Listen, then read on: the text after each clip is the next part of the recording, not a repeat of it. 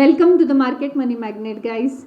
आज यहाँ इस वीडियो में हम बात करने वाले हैं एक पेनी स्टॉक के बारे में। अब हम पेनी स्टॉक्स को इसलिए कवर नहीं करते कि आप जाकर इनको बाय करो।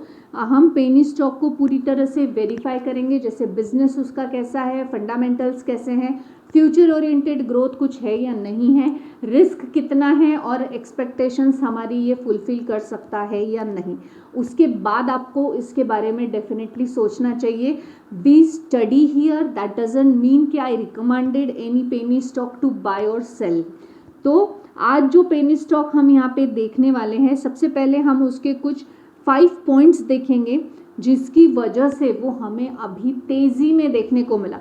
यानी ये जो पेनी स्टॉक है 39 रुपीज़ के आसपास हमें देखने को मिलता है और ये अच्छा खासा ग्रोइंग देखने को मिल रहा है। कुछ समय से ये कंसिस्टेंसी से हमें, जब मार्केट डाउन था, मार्केट रेड था, जैसे कि आज तो मार्केट अच्छा खासा भागता हुआ नज़र आ रहा है और इसके ऊपर हमने टॉप 4 रीजंस मार्केट रेल के हमने बनाया है वीडियो, और बहुत अच्छा वीडियो है। काफ़ी कुछ नया भी सीखने को मिलेगा। आपने देखा होगा, नहीं देखा तो प्लीज़ जाकर डेफिनेटली उसको भी एक बार चेक करना।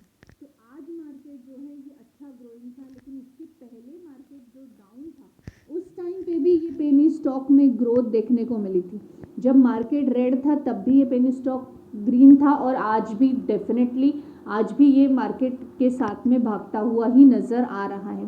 तो हम देखेंगे कि ये जो तेज़ी थी, पहले इसके पीछे के रीजंस क्या थे।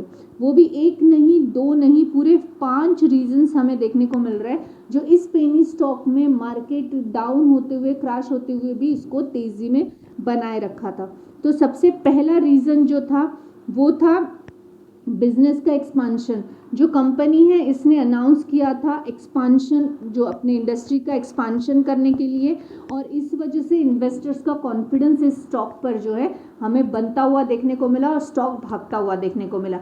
ऑब्वियसली कंपनी अगर एक्सपांशन कर रही है तो कंपनी में थोड़ा बहुत दम तो है। उसके अलावा डिविडेंड अनाउंस किया था कंपनी ने। अब डिविडेंड जब कंपनी डिक्लेयर करती है तो ऑब्वियस है यहाँ पे इन्वेस्टर्स अट्रैक्ट होते हैं, तो क्योंकि इनकम मिलता है और ऐसी कंपनीज में इन्वेस्टर्स पहले भागने की कोशिश करते हैं और स्टॉक रेल करता है। तो ये भी एक रीज़न रहा जिसके वजह से जो है स्टॉक रेल किया। इसके अलावा तीसरा मोस्ट इम्पॉर्टेंट रीज़न रहा है कि लॉन्ग टर्म इन्वेस्टमेंट के लिए इस स्टॉक का परफॉर्मेंस पॉजिटिव देखने को मिलता है। बहुत सारे जो एडवाइजर्स है वो ये स्टॉक को एडवाइस कर रहे हैं just because of a long term के लिए, क्योंकि इसका जो परफॉर्मेंस है वो लॉन्ग टर्म इन्वेस्टमेंट के हिसाब से बेटर देखने को मिल रहा है, या इन्वेस्टर्स को इसके ग्रोथ पोटेंशियल पे ट्रस्ट है। इसके अलावा जो फोर्थ रीज़न है वो है मार्केट सेंटीमेंट। अब मार्केट सेंटीमेंट यानी जो इंडिविजुअल स्टॉक का परफॉर्मेंस है, कोई भी स्टॉक हो, उसकी कंडीशन देखते हुए मार्केट के सेंटीमेंट्स भी वहाँ पे थोड़े से रिलाई करते हैं। मार्केट डाउन है लेकिन इंडिविजुअल स्टॉक का परफॉर्मेंस अप है या रेल कर रहा है, तो डेफिनेटली मार्केट सेंटीमेंट वहाँ पे स्टॉक को पॉजिटिवली लेते हैं। जो कंपनी है ये कंपनी अपवर्ड मूवमेंट में थी, जबकि मार्केट में वोलेटिलिटी बहुत देखने को मिली। अगर कंपनी स्टॉक अपवर्ड मूवमेंट में और मार्केट में वोलेटिलिटी है फिर भी स्टॉक एक अपवर्ड मूवमेंट दे रहा है, तो हम डेफिनेटली यहाँ पे बोल सकते हैं कि मार्केट सेंटिमेंट्स में भी ये स्टॉक खरा उतरा है। उसके अलावा फंडामेंटल स्ट्रेंथ। अब कुछ एनालिसिस जो है ये सजेस्ट करते हैं कि कंपनी के गुड फंडामेंटल है, पोटेंशियली कंपनी इन्वेस्टर्स को अट्रैक्ट करने के लिए वैल्यूएबल है। अब चलिए, अभी ये तो कुछ एनालिसिस्ट बोलते हैं तो हमें क्या इन पे ब्लाइंडली फेथ कर लेना चाहिए? तो नहीं, हमें किसी पे ब्लाइंडली फेथ नहीं करना। चलिए हम खुद जाके देखेंगे कि फंडामेंटल्स कंपनी के कैसे हैं। यहाँ पे आप मार्केट कैप देख सकते हैं, 857 करोड़ का मार्केट कैप है, यानी एक छोटी सी पेनी स्टॉक है ये कंपनी, ये तो हम जानते हैं। स्टॉक पी 21 का है, ROC 14 और ROE 11% का देखने को मिलता है। करंट स्टॉक प्राइस 39.8 रुपीज़ का है। डिविडेंड यील्ड 0.75% का है, जो कि बढ़िया देखने को मिल रहा है। फेस वैल्यू जो है यहाँ पे 1 का है, यानी स्प्लिट ऑलरेडी कंपनी का हो चुका है। कंपनी पे डेप्ट 195 करोड़ के, जबकि डेप्ट टू इक्विटी रेशियो 0.43 का है, 1 से अंदर है, तो ये कंसिडरेबल डेफिनेटली है।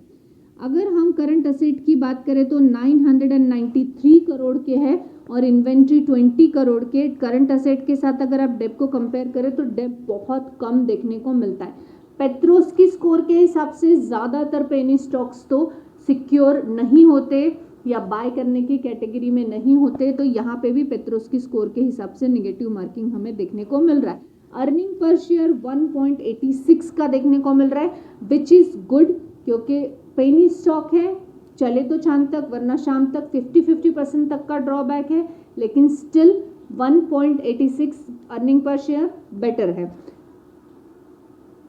बैलेंस शीट में नंबर इन करोड्स में है, लेकिन बहुत बड़े नंबर ऑब्वियस है पेनी स्टॉक से हम एक्सपेक्ट नहीं कर सकते। रिजर्व्स आप देख सकते हैं कॉन्स्टेंटली 9 करोड़ चल रहा था, देन 2024 में 218 करोड़ एंड 2025 में डबल ग्रोथ है 435 करोड़।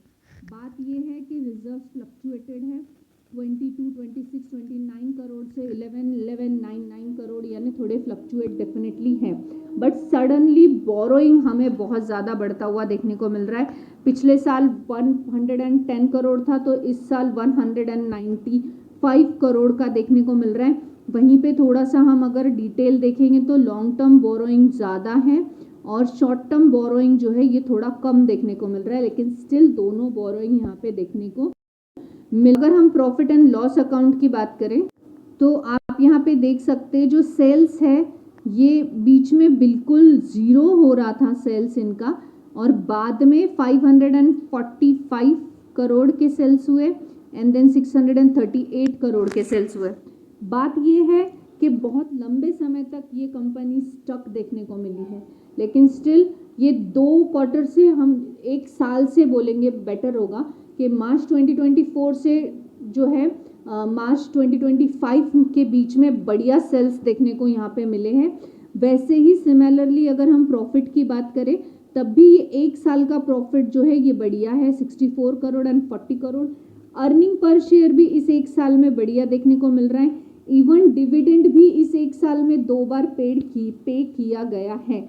तो बेसिकली ये जो पेनी स्टॉक है ये पिछले 1 साल में बढ़िया परफॉर्मेंस देता हुआ हमें देखने को मिला है। पियर्सिंग कंपनी से कंपेयर किया जाए तो ये अंडर वैल्यूड, अभी भी ये पेनी स्टॉक अंडर वैल्यूड देखने को मिलता है। अब मोस्ट इंपॉर्टेंट है ना शेयर होल्डिंग पैटर्न। तो शेयर होल्डिंग पैटर्न में हमें प्रमोटर का होल्डिंग कंसिस्टेंसी से डिक्रीज होता हुआ नजर आ रहा है। वैसे तो 18.98 यानी 19% के आसपास हैं, जो कि काफ़ी रिस्क जोन में है। कम से कम 50% तक का प्रमोटर का होल्डिंग होना चाहिए, लेकिन फिर भी इस कंपनी को हम कंसिडर इसलिए कर रहे हैं, स्टडी इसलिए कर रहे हैं कि इसमें FIS आप देख सकते हैं 19.72% बैठे हुए हैं और DIS 0.39%, यानी करीबन 20% के इंस्टीट्यूशनल इन्वेस्टर्स कंपनी में देखने को मिलते हैं। गवर्नमेंट का होल्डिंग 0.87 है और पब्लिक के पास करीबन 60% का होल्डिंग इस कंपनी का देखने को मिलता है। अब आते हैं कि ये कंपनी एग्जैक्टली करती क्या है। तो ये कंपनी जो है ये इंफ्रास्ट्रक्चर डेवलपमेंट में है।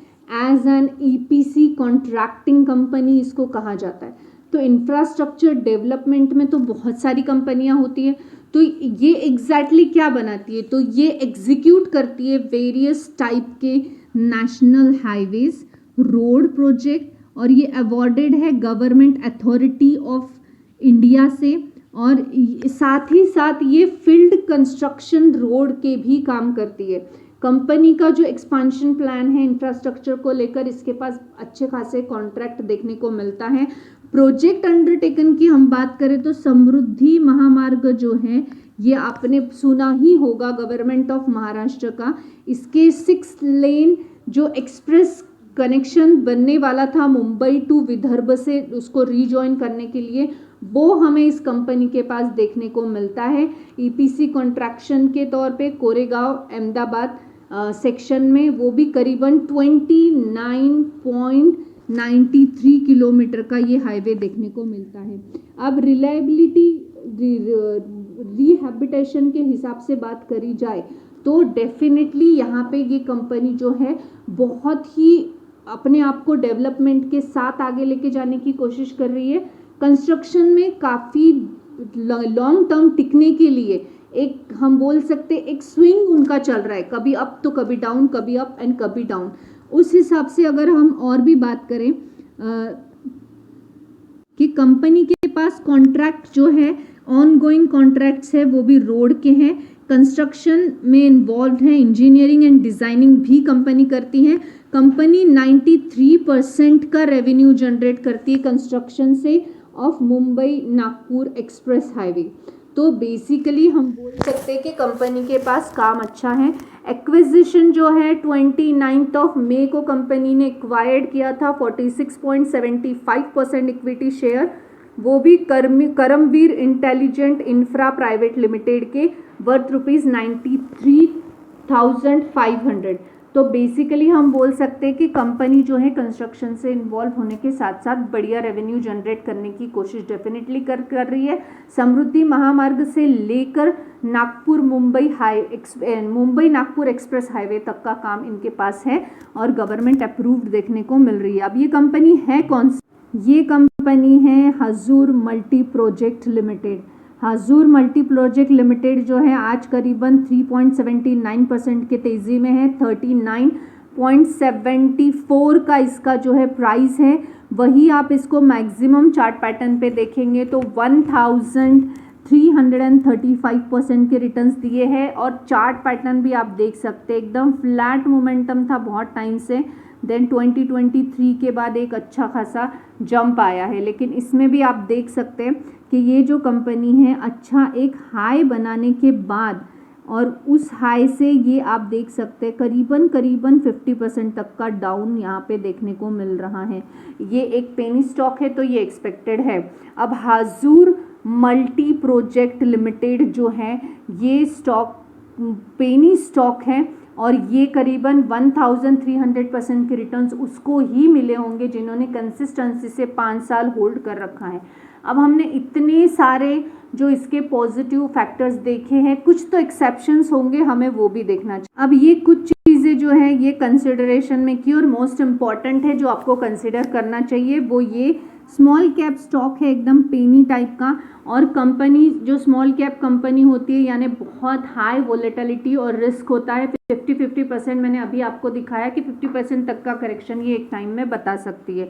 दूसरा तो प्रमोटर का जो होल्डिंग है ये हमें डिक्रीज होता हुआ नजर आ रहा है। करंट प्रमोटर का होल्डिंग 90% का है जो एक डेफिनेटली इन्वेस्टर के लिए कंसर्न की बात यहाँ पे है। उसके अलावा थर्ड एंड मोस्ट इम्पॉर्टेंट इसके जो कंसिडरेशन है जो आपको डेफिनेटली कंसिडर करना चाहिए वो है डेप्टर डेज।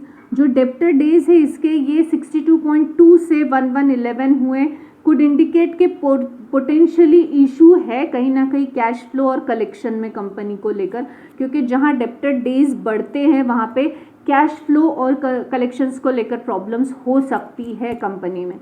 अब मार्केट वोलेटिलिटी, अब यहाँ पे ये जो स्टॉक का परफॉर्मेंस है ये हुजूर मल्टी प्रोजेक्ट ये अफेक्टेड हो सकता है मार्केट की वोलेटिलिटी के साथ, क्योंकि मार्केट की वोलेटिलिटी अगर बहुत डाउन मार्केट जाता है तो ये भी अपना 50% से ज़्यादा का जो प्राइस है इसका डाउन हो सकता है, क्योंकि ये स्मॉल कैप स्टॉक है।